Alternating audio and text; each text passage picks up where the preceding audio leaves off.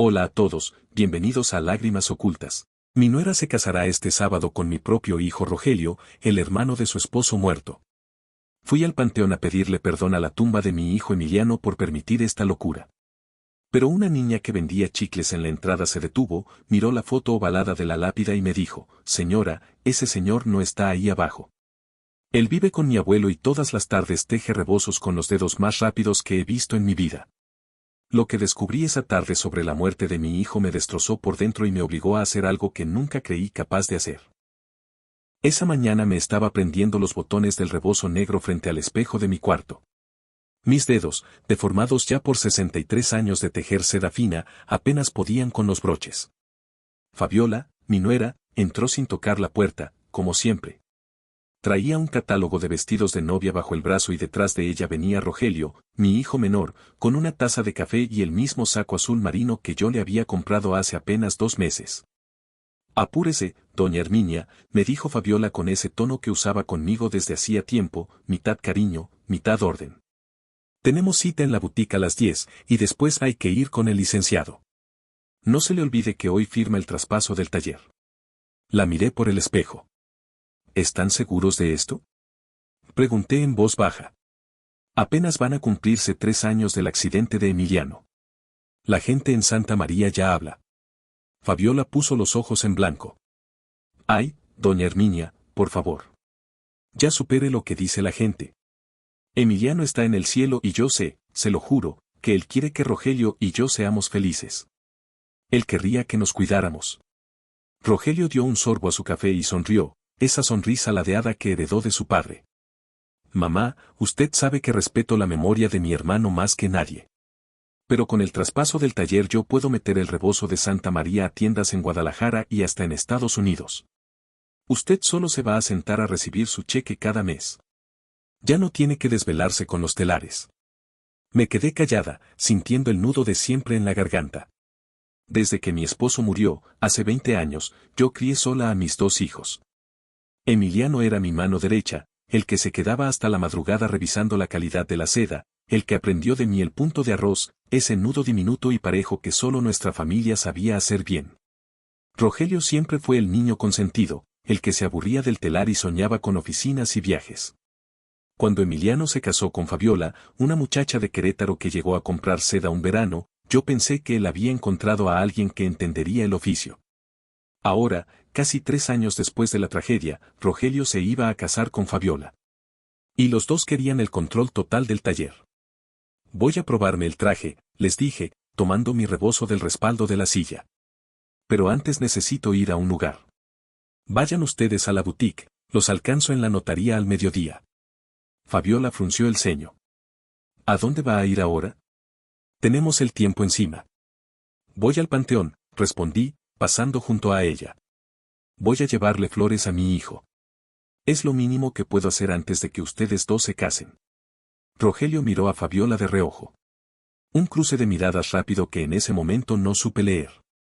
«Está bien, mamá», dijo Rogelio, apurado. «Vaya con cuidado. La esperamos con los papeles listos». Manejé mi vieja camioneta por las calles empedradas de Santa María del Río.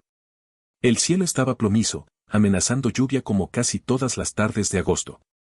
Me detuve en el mercado y compré un manojo grande de nube blanca, la flor que a Emiliano le gustaba ver en los rebozos terminados, porque decía que se parecía al fleco cuando quedaba bien tejido. Llegué al panteón municipal. Caminé entre las tumbas hasta el sepulcro de cantera rosa que yo misma mandé construir.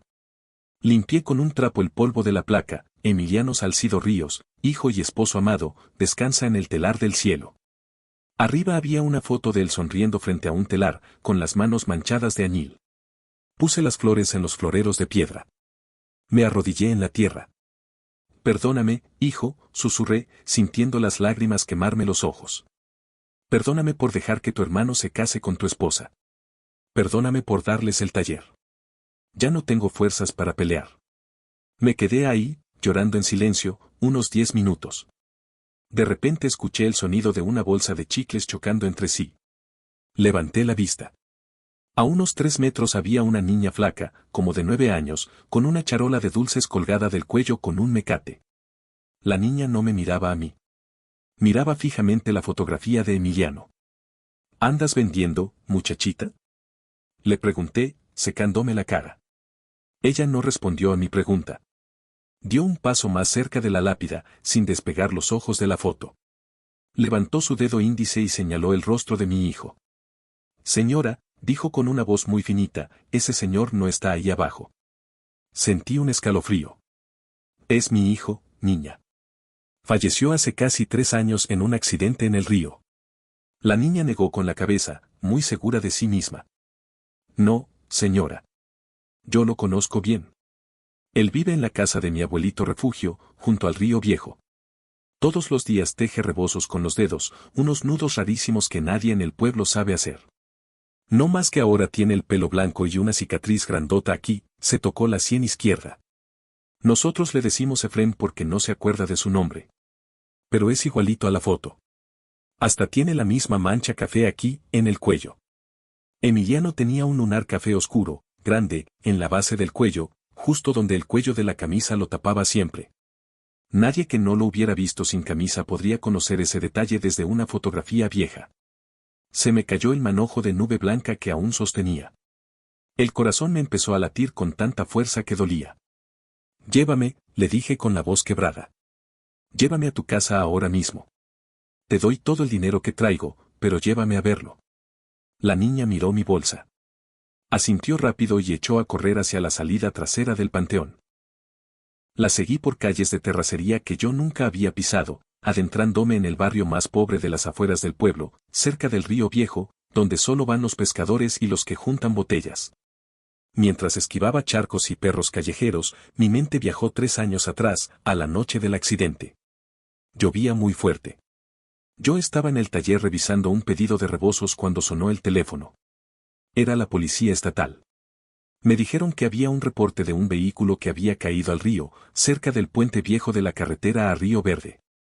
El carro se había volcado en la corriente crecida por la tormenta. Las placas correspondían a la camioneta de Emiliano.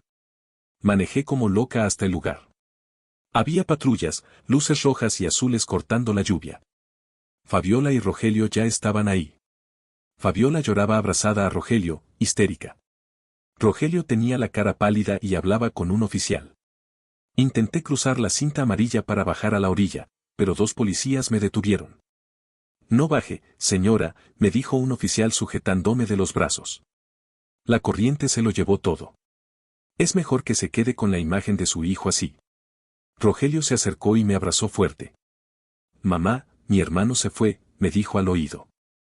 Fui a reconocer sus pertenencias con los peritos. Encontraron esto. Abrió la mano. En su palma estaba el anillo de bodas de Emiliano y el reloj de bolsillo de plata que había sido de mi padre, el que Emiliano llevaba siempre en el chaleco. Fabiola lloraba apoyada en el hombro de Rogelio. Me dijeron que ella también había reconocido restos de la camisa de cuadros que llevaba mi hijo esa noche.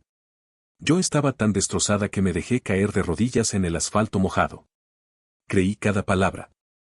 Acepté el ataúd sellado. Pagué el funeral más grande que ha visto Santa María y enterré una caja de madera sin ver el cuerpo de mi hijo por última vez, porque Fabiola y Rogelio me dijeron que era lo mejor para mi salud. Caminando ahora detrás de la niña, empecé a recordar otras cosas. Detalles que en su momento ignoré por estar hundida en la tristeza, pero que ahora, como piezas de un rompecabezas podrido, empezaban a encajar. Recordé que Rogelio dejó de visitar el panteón apenas 2 meses después del entierro. Me dijo que le dolía demasiado, pero yo lo veía en el taller, comprándose camionetas nuevas con el dinero de las ventas de rebozo. Recordé que Fabiola, 3 semanas después del funeral, vació el closet de Emiliano y regaló toda su ropa, hasta el telar de mano que él usaba desde niño, diciendo que no podían vivir en un museo. Recordé los documentos que Rogelio me traía para firmar, cheques, permisos, cambios en las cuentas del taller, puro trámite aburrido. Mamá, usted firme aquí. Fui perdiendo mi propio negocio por confiar ciegamente en mi hijo menor y en la viuda que él consolaba. Y hace 4 meses anunciaron su boda. Nos enamoramos compartiendo el mismo dolor, dijeron en la cena de Navidad. Mi pecho ardía de rabia mientras caminaba. Si lo que esta niña decía era cierto, mis lágrimas de 3 años habían sido una burla asquerosa. Ya llegamos, señora, dijo la niña, sacándome de mis pensamientos. Se detuvo frente a una casa de adobe viejo con techo de lámina, remendado con plástico negro en varias partes. Había un patio de tierra con una hamaca amarrada entre dos árboles, y ahí, de espaldas a la puerta, un hombre sentado en un banco bajo. Frente a él, sobre una tabla apoyada en dos cubetas, había madejas de hilo de seda cruda, viejo, deshilachado, probablemente rescatado de la basura de algún taller. El hombre movía los dedos entre los hilos con una velocidad y una técnica que yo conocía a la perfección. Estaba tejiendo el fleco de un rebozo, ese nudo diminuto y parejo, el punto de arroz, que solo mi familia sabía hacer bien porque yo misma lo inventé cuando era joven y se lo enseñé a mi hijo mayor. Se me detuvo la respiración. Di un paso hacia el patio. La puerta de lámina rechinó. El hombre dejó de mover las manos y giró la cabeza lentamente. Era él. Era Emiliano. Su cabello negro ahora estaba casi blanco por completo. Su cara estaba más delgada, curtida por el sol, y tenía una cicatriz gruesa que le cruzaba la sien izquierda hasta cerca de la ceja. Pero eran sus mismos ojos color miel. Me miró, pero no había reconocimiento. Solo la cautela de un desconocido observando a una señora extraña con rebozo negro parada en su patio. «Buenas tardes, señora», dijo. Su voz era la misma. «Efrén busca a mi abuelo refugio. Anda adentro, ahorita sale». No pude hablar. Caí de rodillas en la tierra del patio. Empecé a llorar con unos sollozos tan fuertes que me desgarraban la garganta. Estiré las manos hacia él. «Emiliano, hijo mío». Él se asustó. Se levantó rápido del banco, dejando caer el hilo de seda. «No, señora, se equivoca. Me llamo Efrén. Yo no soy Emiliano». De la casita salió un hombre viejo, encorvado, apoyado en un remo viejo que usaba de bastón. Era Refugio, el pescador. Al verme arrodillada y a Efrén asustado, el anciano entendió rápido. Se acercó despacio y me puso una mano pesada en el hombro. «Tranquila, Efrén», le dijo al hombre con voz ronca. «No te va a hacer daño. Ve adentro a poner agua a calentar. Ándale». Emiliano me miró una última vez, confundido, y se metió a la casa. Refugio me ayudó a levantarme y me sentó en el mismo banco de madera. «Usted es su madre», afirmó Refugio. No era una pregunta. Lo supe desde que lo vi a él. Tienen la misma mirada. Llevo casi 3 años esperando que alguien viniera a buscarlo. ¿Qué le pasó? ¿Por qué no me conoce? Refugio suspiró y se sentó en una cubeta volteada. Yo pesco en este río desde niño. La noche de la tormenta, hace casi 3 años, escuché el golpe del carro cayendo al agua desde el puente viejo. Cuando bajé con mi lámpara a ver, encontré a este señor enredado entre las raíces de un sabino, río abajo, lejos del carro. Tenía un golpe en la cabeza que le abría el cráneo, sangraba mucho, pero estaba vivo, de milagro. ¿Por qué no llamó a la policía? ¿Por qué no lo llevó al hospital? Reclamé, sintiendo que la rabia se mezclaba con el alivio. Porque en este pueblo, a los pobres siempre nos culpan primero y preguntan después, señora, respondió Refugio, ofendido. Lo cargué hasta aquí, lo curé con hierbas y trapos limpios. Estuvo 3 días inconsciente, con mucha fiebre. Pensé que se me moría. Cuando despertó, no sabía nada, ni su nombre, ni de dónde venía. Le puse Efrén. Aquí se quedó, me ayuda tejiendo cosas para vender en la plaza, porque sus manos, aunque no recuerdan nada, saben tejer solitas, como si tuvieran memoria propia. Saqué de mi bolsa una foto vieja de familia que siempre llevaba conmigo, Emiliano, Rogelio y yo frente al telar grande del taller. Entré a la casita. Emiliano estaba frente a una estufa de leña. Me acerqué despacio y puse la foto entre sus manos manchadas de añil. Él miró la foto. Pasó su pulgar por el rostro de Rogelio en el papel. De repente cerró los ojos con fuerza y se agarró la cabeza con las 2 manos. Empezó a gritar de dolor. «Me duele», gritaba, cayendo de rodillas. El agua estaba fría. Rogelio me empujó. Refugio entró corriendo. Emiliano seguía balbuceando entre gritos de dolor, sudando frío. 180,000 pesos, cheques falsos. Fabiola. Rogelio me empujó del puente. Ella lo vio. Ella no dijo nada. Se desmayó en el piso de tierra. Refugio y yo lo levantamos y lo pusimos en un catre viejo. Mientras Emiliano respiraba pesadamente, Refugio fue a una esquina del cuarto y removió unas tablas sueltas del piso. Sacó una caja metálica oxidada y me la entregó. Cuando lo encontré entre las raíces aquella noche, dijo Refugio en un susurro, tenía el puño derecho cerrado con tanta fuerza que los nudillos estaban blancos. Tuve que abrirle los dedos uno por uno. Tenía esto apretado. Lo guardé pensando que algún día serviría de algo. Abrí la caja con las manos temblando. Adentro, sobre un trapo viejo, había un gemelo de camisa. Era de oro, con las iniciales RS grabadas en relieve. Lo reconocí de inmediato. Mi estómago dio un vuelco. Ese par de gemelos se lo había regalado yo a Rogelio en su cumpleaños número 30. Rogelio los amaba, siempre los presumía en las fiestas. El rompecabezas se armó en mi cabeza con una brutalidad que casi me vuelve loca. Emiliano no tuvo un accidente. Emiliano descubrió que Fabiola y Rogelio estaban desviando dinero del taller, falsificando cheques de exportación de seda por casi 200.000 pesos. Severamente los enfrentó esa noche en el puente. Pelearon. Rogelio debió perder un gemelo en el forcejeo cuando su propio hermano se defendió. Y luego mi hijo menor, mi propia sangre, empujó a su hermano al río, dejando que Fabiola confirmara el reconocimiento del cadáver falso para cerrar el caso. Fingieron el dolor, fingieron el reconocimiento, se metieron a vivir juntos en la misma casa, borraron todos los recuerdos de Emiliano, y ahora se iban a casar y a quedarse con todo el taller. Financiado con mi propio dinero, cimentado sobre el cuerpo de mi hijo mayor. Cerré la caja. Me levanté. Ya no sentía tristeza. Algo oscuro y frío se encendió en mi pecho. Refugio, dije con una voz que no parecía mía, voy a regresar esta noche por ustedes. Empaquen lo poco que tengan. Me los voy a llevar de aquí.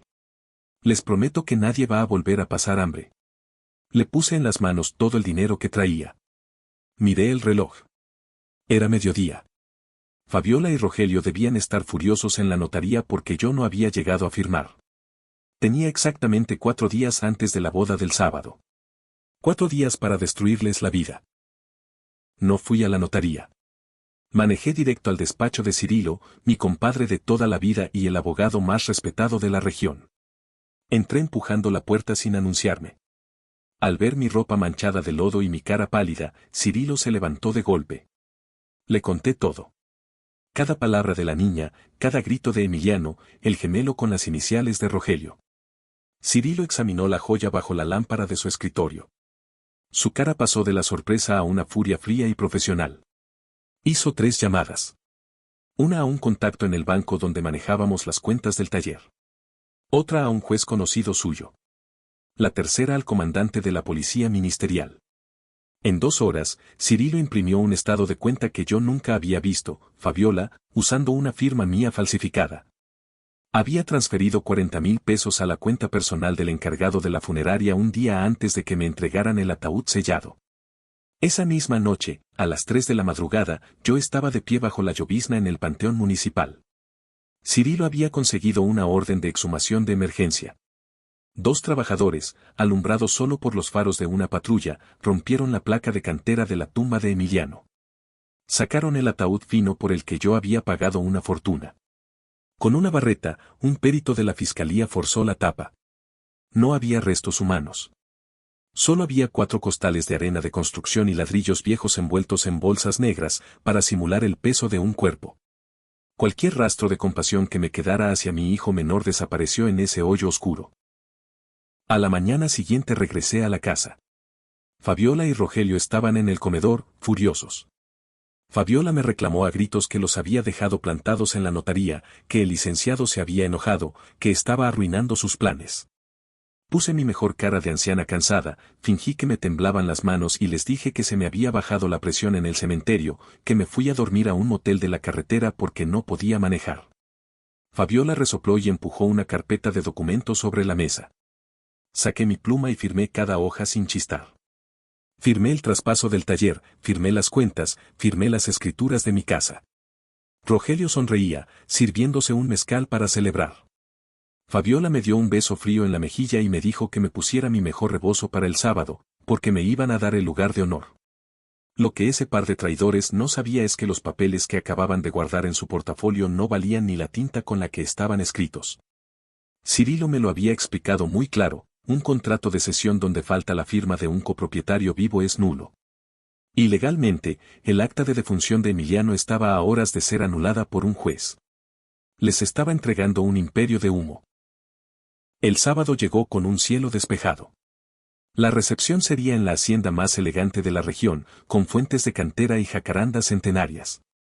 Había más de 120 invitados, comerciantes de seda, políticos locales, compradores de Guadalajara y, claro, toda la familia. Caminé entre las mesas saludando con una sonrisa de cartón. Rogelio, de traje gris, saludaba a los invitados presumiendo un reloj nuevo comprado con mi dinero.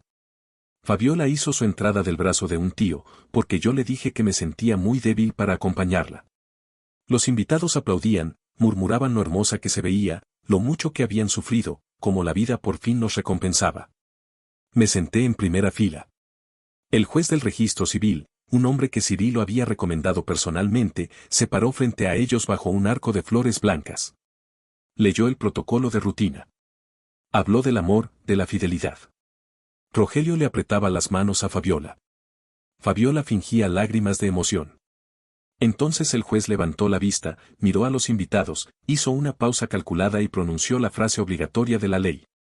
Si alguien de los presentes conoce algún impedimento legal por el cual este matrimonio no deba celebrarse, que hable ahora o calle para siempre. Silencio total. Solo el agua de las fuentes. Me levanté de mi silla. El golpe de mi bastón contra la piedra resonó en todo el jardín. Yo conozco un impedimento, señor juez, dije. Mi voz salió firme, sin ningún temblor. 120 pares de ojos giraron hacia mí. Fabiola soltó una carcajada nerviosa, pensando que era una broma de vieja. Rogelio frunció el ceño y dio un paso hacia mí. Mamá, por favor, siéntate. No es momento para esto. El impedimento es muy simple, continué, ignorándolo, mirando al juez. Este matrimonio es un fraude. El novio no puede casarse porque su hermano, el verdadero esposo de la novia, está vivo. Los murmullos estallaron como un enjambre. Rogelio se puso pálido. Fabiola le arrancó el micrófono al juez con brusquedad. Alguien lleve a mi suegra al hospital, por favor, se le olvidó tomar sus pastillas, gritó Fabiola, tratando de controlar el pánico. No estoy loca, Fabiola, respondí, dando 2 pasos hacia el frente. Necesito que abran los ojos y miren hacia la puerta. En ese instante, las puertas de madera de la hacienda se abrieron de golpe. La música se detuvo por un grito que soltó una tía sentada al fondo. Por la alfombra caminó Emiliano. No llevaba traje elegante. Traía un pantalón sencillo, limpio, y una camisa blanca abierta en el cuello que dejaba ver el lunar café. Su cabello blanco caía sobre la cicatriz de su sien. A su derecha caminaba el abogado Cirilo. A su izquierda, el viejo refugio, sosteniendo de la mano a la niña de la caridad, cuyo nombre real, supe después, era Rosita. Detrás de ellos, cerrando el paso, marchaban 4 agentes de la policía ministerial. El caos se apoderó de la fiesta. Sillas cayendo, copas rompiéndose. La gente se apartaba del pasillo como si vieran a un fantasma caminar entre los vivos. Rogelio retrocedió tropezando con un arreglo floral, perdiendo todo el color de la cara. Fabiola, en su vestido blanco, empezó a temblar violentamente, mirando al esposo que ella misma había ayudado a hundir en el río 3 años atrás. Emiliano caminó hasta quedar a 2 metros de ellos. Entre sus dedos curtidos sostenía un objeto que brillaba bajo el sol, el gemelo de oro con las iniciales RS. Se te cayó esto la noche que me empujaste del puente, hermano, dijo Emiliano. Su voz resonó firme, cargada de una rabia acumulada por años. Teuntil reclamé los cheques falsos. Peleamos. Tú me empujaste con las 2 manos. Y ella, miró a Fabiola, ella se quedó mirando desde el carro, sin decir una palabra. Fabiola negó con la cabeza, casi hiperventilando. Estás muerto. Tú te moriste en el río. Esto es mentira, es un actor, alguien me lo puso ahí. Gritaba, buscando que algún invitado le creyera. Cirilo dio un paso al frente y abrió 2 carpetas. Levantó un documento sellado. Orden de anulación de defunción, firmada por un juez de distrito, y pruebas de transferencias bancarias de la señora Fabiola hacia el encargado de la funeraria municipal para simular una entrega de restos. Declaró Cirilo con voz de martillo judicial. Luego sacó fotografías a color. Y estas son las fotografías de la exhumación realizada hace 4 días. El ataúd, señora Fabiola, resultó tener costales de arena y ladrillos. Tiró las fotos al piso, a los pies de la novia. El murmullo se transformó en gritos de indignación. Rogelio intentó correr hacia la cocina, pero 2 policías le apuntaron al piso y le gritaron que se tirara al suelo. Se tiró, llorando, ensuciando su traje nuevo. Emiliano dio un último paso hacia Fabiola. Me empujaste al agua para quedarte con el taller y con el dinero de mi madre, le dijo, bajando el tono a un susurro que el micrófono del juez, aún encendido, llevó a todo el jardín. ¿Creíste que el río me iba a tragar para siempre? Se te olvidó un detalle, yo aprendí a nadar en ese mismo río de niño. El sonido de una bofetada resonó como un latigazo. Fabiola, desfigurada por el pánico, golpeó a Rogelio en la cara. Haz algo, cobarde, diles que es mentira, le gritó, sacudiéndolo por las solapas. Rogelio, el mismo hombre que horas antes se pavoneaba con un reloj comprado con mi dinero, demostró de qué estaba hecho. Se arrastró por el pasto, escupiendo sangre, y señaló a Fabiola con un dedo tembloroso frente a los policías y los invitados. Fue ella. Todo fue idea de ella, gritó, llorando. Ella descubrió que Emiliano sabía de los cheques falsos. Ella insistió en que fuéramos al puente esa noche. Yo solo lo empujé porque ella me dijo que si no lo hacía, nos iba a denunciar a los 2. Perdóname, mamá. Ella me manipuló. Fabiola soltó un alarido y se abalanzó sobre Rogelio, arañándole la cara. Cállate, muerto de hambre. Tú también cobrabas los cheques conmigo. 2 agentes intervinieron, agarraron a Fabiola por los brazos y la sujetaron contra una mesa. Las copas volaron por los aires. El sonido metálico de las esposas cerrándose sobre las muñecas de mi nuera fue el golpe final que derribó su castillo de mentiras. A Rogelio lo levantaron del pasto y le pusieron las esposas mientras seguía sollozando, suplicando clemencia a los pies del abogado y de los policías. Fabiola, con el vestido manchado de lodo, levantó la cabeza y me miró. Suegra, por favor, no deje que me lleven. Yo la quise como a una madre. La miré desde mi lugar, apoyada en el bastón. Sentí el pecho vacío, pero no había ni una gota de piedad en mi cuerpo. Yo solo tengo un hijo vivo esta tarde, le dije con una voz que cortó el aire del jardín, y está parado justo detrás de mí. Me di la vuelta y le di la espalda mientras los agentes la arrastraban hacia las patrullas. 3 semanas después de la boda cancelada, manejé hasta el Centro de Readaptación Social del Estado. Me senté frente al cristal de la sala de visitas. Del otro lado, un guardia metió a Fabiola. Llevaba el uniforme beige de las reclusas, sin maquillaje, el cabello enmarañado. Al verme, agarró el teléfono con desesperación. Suegra, gracias a Dios vino, dijo atropelladamente. Sáqueme de aquí. Necesito que le pague a Cirilo o al mejor penalista del estado. Yo le prometo que le pago cada centavo cuando salga. La escuché sin pestañear. No había arrepentimiento en su voz. Ni una lágrima por el daño hecho, ni por los 3 años que me robó llorando frente a una tumba falsa. Solo desesperación por salvar su propio pellejo. No voy a pagarte ningún abogado, Fabiola, le contesté con un tono helado. Vine a mirarte a los ojos por última vez. El juez ya dictó auto de formal prisión. Te acusan de fraude, intento de homicidio y falsificación de documentos. Rogelio ya confesó todo para que le reduzcan la condena. Te echó toda la culpa a ti. Fabiola golpeó el cristal con los puños. Ese infeliz mentiroso. Yo fui su familia. No puede dejarme aquí pudriéndome. La familia no empuja a nadie a un río, Fabiola, la interrumpí, implacable. Tú cortaste ese lazo la noche que decidiste quedarte callada mientras mi hijo se ahogaba. Elegiste el abismo. Ahora aprende a vivir en él. Colgué el teléfono antes de que pudiera decir otra palabra. Me levanté y salí sin mirar atrás. Pasó casi un año desde aquella tarde en la hacienda. Estoy de pie en el centro del taller de rebozos, el mismo que casi pierdo, respirando el olor a añil y a seda húmeda que llena mis pulmones desde que tengo memoria. A unos metros, sentada en un banquito, está Rosita, la niña que me llevó al río aquella tarde.